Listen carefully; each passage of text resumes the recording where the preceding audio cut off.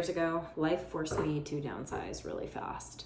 It was about 2018. I was struggling to afford rent, and my son and I had to move back home with my mom in Massachusetts.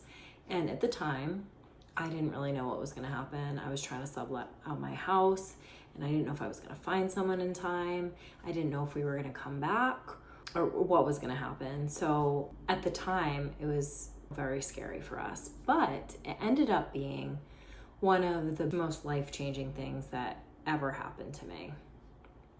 So today I want to share how cozy minimalism helped me live more creatively and more frugally as a teacher mom, and how you can start to feel the same no matter your space or budget. Hi, I'm Elizabeth. I'm a homeschooling mom turned teacher, multi-passionate creative, and unintentional minimalist living in Austin, Texas. On this channel, I share my journey to personal and financial freedom through my creative business. On this channel, I share simple tips for cozy and creative minimalism on a budget so that you can make and save money, time, and energy, both inside and outside the classroom. So what is cozy minimalism, or as I like to call it, cozy and creative minimalism? Well, I'll tell you what it is not. When people think of minimalism, most people would think of stark white walls, which that is behind me right now, and lack of character, very stark homes without warmth. That's not what cozy minimalism is. Cozy minimalism to me is reducing your clutter and possessions so you have less things to take care of. But in my home, I still keep the warmth, the coziness, the character. And if you were to walk into my home, I don't think you would actually probably categorize it as minimalist because it's very warm and welcoming. It feels like a home. And that's what I consider cozy minimalism as. So why did I become a minimalist? Well, prior to moving back home, I had already been thinking about how I wanted to set the intention for my life, and I wanted to be an artist again. I wanted to create things. I wanted to have time to repurpose furniture and create art. And I just didn't have that time because I was constantly taking care of my home. So I knew that I wanted to get rid of things so that I would be able to spend more time doing the things that I loved, spending time with my son, not being cranky. I already had known that it was something that I needed to give up to gain more in my life. However, in theory, that's great, but it's really hard to do that. So when we ended up having to move home, and I didn't know if we were coming back or staying, I had to make really quick decisions, and I had to decide what we were keeping. And basically, the way that I decided what we were keeping was, if we don't come back, am I going to be okay with never seeing this again? And so there were sentimental things that I loved, my dad's antiques. My sister had given me a ton of beautiful furniture, and I didn't have the money to store it. So I ended up subletting our apartment or our house and left all the furniture inside. And I honestly don't know what happened to it. So I had to decide what I'd be okay with not seeing again. And those things, I can live without them. Artwork that I created when I was little, I just took pictures of. Anything that was sentimental that I didn't need to keep, I took a picture of for memories. There were also things that were very important to me that I would never get rid of. My dad was deaf, so we used to write letters to each other, and he would talk to me, and he couldn't read lips, so I would write to him. So I have all these journals of my last conversations with my dad, and those are so special to me. So that meant a lot to me, and I loved his furniture, but that didn't have the same hold over me.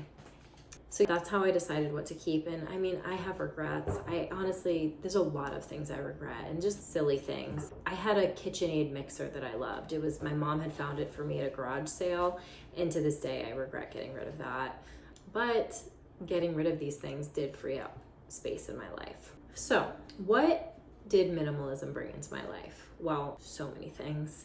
I ended up realizing that without having all these tasks of managing a home and managing my stuff, I had more time to create. I became an artist. I have always been an artist, but I had lost that part of myself. So I got back to the 10-year-old version of myself who loved to draw and read and paint and rearrange spaces. And I ended up creating a whole business out of it before I went back into teaching. I had a redesign business. I would redesign furniture, redesign spaces, and I got really into bullet journaling at the time when I got rid of everything, and I learned how to draw again. And honestly, it was a really hard time in my life to begin with. So getting back to that creative side of myself was just very healing, and it was really what I needed at the time.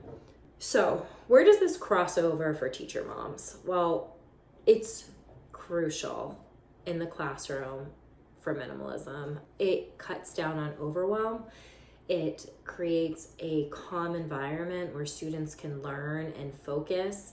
It reduces overstimulation, which can lead to dysregulation and behaviors. I notice that when my room is kind of chaotic, sometimes we just throw things places because the kids are having behaviors and we don't have time to just put things away where they belong.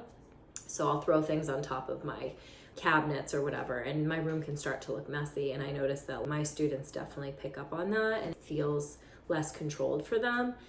So minimalism is really important in the classroom. It's also to set the tone for the environment and to have very minimal items out, calming colors, curtains over shelving so you don't see all the toys all the time. If you have something, having it in baskets is really important to just cut down on the visual noise in the classroom.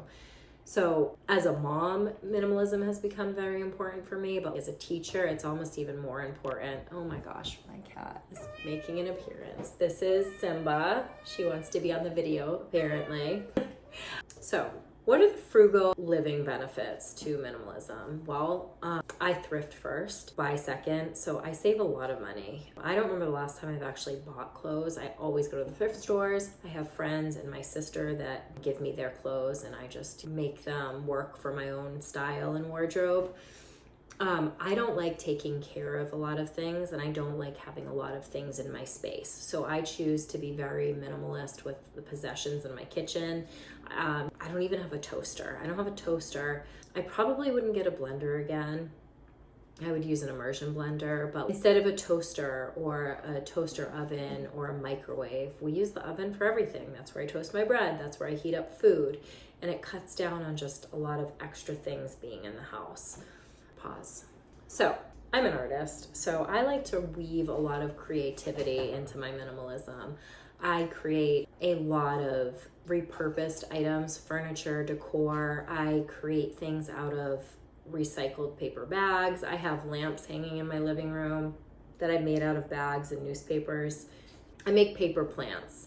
I have a really hard time taking care of plants, and honestly, they're kind of expensive. So I end up making a lot of my plants, and so that's kind of where I bring my own creativity into my space. I definitely would call myself more of an eclectic minimalist, where I have more eclectic maximalist decor and I have minimalist possessions. So I don't want a lot of things to take care of. I don't want a lot of clutter, but I do like colorful, eclectic, fun spaces to live in. So that's kind of where my minimalism goes. And for decorating seasonally, I don't store a lot of seasonal. So for decorating, I choose to use everyday items to decorate with. I have a fruit bowl with fruit in it. I have this beautiful little wooden tray on my counter that I put artichokes in, or tomatoes and avocados. And I don't use a lot of decor in my home. Even in my living room, I have my art supplies set up and they look pretty. They're in pretty containers, and I have this paint mixing tray that's ceramic and it's just really pretty, and I have paintbrushes in the glass jar, and that's my decor, and that's how I decorate, with just things that I already need. Pause. As a minimalist, I also choose to have daily rhythms that keep things set for me. So in the morning, I immediately make my bed. I open the windows, the window shades, and if I brush my teeth, I wipe down the sink immediately. In the afternoon, when I get home from work, to reset before I start dinner and before I start working on my business, I clear out the sink. Sometimes there's dishes in there from the morning. If I don't have time to do the dishes, I sweep the floor and I just make sure that the space is reset before I can start my evening. After dinner, I load a load of laundry, I sweep the floor, I do the dishes. So I have these little rituals that are immersed in our days and they keep things calm and clutter-free. A lot of the rituals that I use, I've gotten from Fly Lady over the years, if you know about her. I definitely want to do a video on Fly Lady because I feel like I really struggled with taking care of my home before I developed some of the tools that she used on her blog. So what are my minimalist rules? Well, I really focus on keeping things feeling calm. I like my space tidy. I do not like things on the counter. I will have a few items that are, they function on the counter, but I try to keep things in zones. So next to my stove, I have oil and balsamic and salt and pepper and a couple seasonings, but they're in pretty jars and they're set up on a tile so they all fit on there so they feel like they belong there and then they stay in their space. That's their home and they don't migrate off of that. Same thing with a coffee station. I have this marble tray that I use and that's where I put my coffee pot and I have one of those honey jars but I put coffee in it and that's where I keep my coffee supplies and they just live on that. I always have baskets stored in different places to be able to keep things in so things don't get out of control. So at the bottom of the stairs I have a basket of things that need to go upstairs either to my room or my son's room. And by the door, I have a basket and things can collect there, but at the end of the week, I empty it out. So I just have good systems in place to keep everything pretty calm and collected, I guess you would say. And I always have donation baskets or a bag. Actually, those blue IKEA bags, I always have those in the closet. So if I go to wear something and I'm like, I hate this, you know how that happens? You're like, this is my favorite outfit last season and all of a sudden I hate it. I do that all the time. So I have that donation basket. In reality, cozy minimalism feeds into every single area of my life. It feeds into my business, my home, my rituals, my routines, our family life, my classroom, teaching, everything. And I'm gonna make more videos on that, just to break it down on how much minimalism can support you, both inside and outside the classroom. What does cozy minimalism do for your mental health? Honestly, so much. It's not even the benefits of having a calm, beautiful environment. There's so many benefits to that. It just makes you feel good. But what it does to your inner environment, that's the most important part. It reduces overwhelm and overstimulation. It causes you to have more focus because you're not focused on all the tasks that you have to do. It improves creativity. If you're not managing all your stuff, you have time to be more creative. When you practice cozy minimalism, and in my case, cozy creative minimalism, you're very intentional about what comes into your space and it has to serve a purpose for your life. Cozy minimalism reduces anxiety. It creates a space of comfort and safety and stability. And I don't think we give that enough credit, how important that is in your own home. Cozy minimalism is so supportive of neurodivergent needs. When it reduces your overwhelm, you're able to have better executive functioning. You can follow simple routines. Your memory is better. It's important for us as humans. It's important for our students and for our small children at home. Cozy minimalism improves sleep. It is easier to relax in an environment that is calm and clutter-free. Cozy and creative minimalism is a reset. It is a reset for your mind. It makes you feel like you have control over some part of your life. As a kid, I struggled with, I was diagnosed with obsessive compulsive disorder. And I think a large part of it was that I had a dad with a chronic illness and I didn't feel like I could control things in my environment. So I was very controlling with my space. I was always rearranging it and decluttering and organizing. And I would stay up till 3 a.m. in high school, just like doing stuff to my room and decorating it. And it's because that's all I had control over. And I feel like cozy minimalism, if you feel like there's something in your life that you don't have a lot of control over, it can be really important for your mental health and your mental reset to be able to control at least your environment. So I want to ask you to ask yourself, what would you do with more time for yourself? If you had less to manage in your home, where would you pour that energy into? What could you do with it? What do you right now say, I wish I had more time for this, but you don't? For me, it was creating art. It was playing with my son. It was reading books.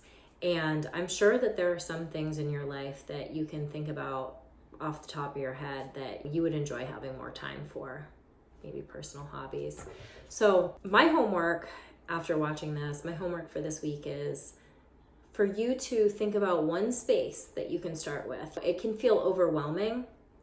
You're not going to be moving probably like I did. That was an easy way to declutter. It was so easy. I can take 6 suitcases and that's it.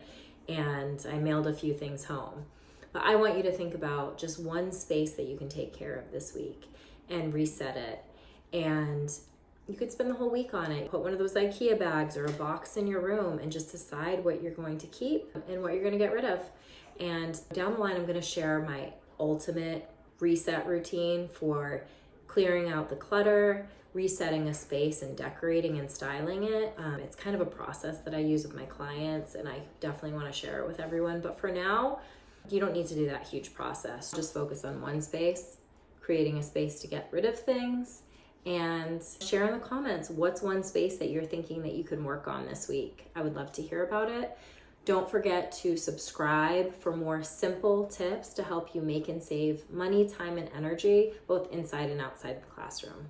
I am so excited about this channel, and I look forward to improving my skills with speaking and sharing information and educating people, but I also look forward to creating a community here where we can really work together to redesign a beautiful life. So, see you in the next video.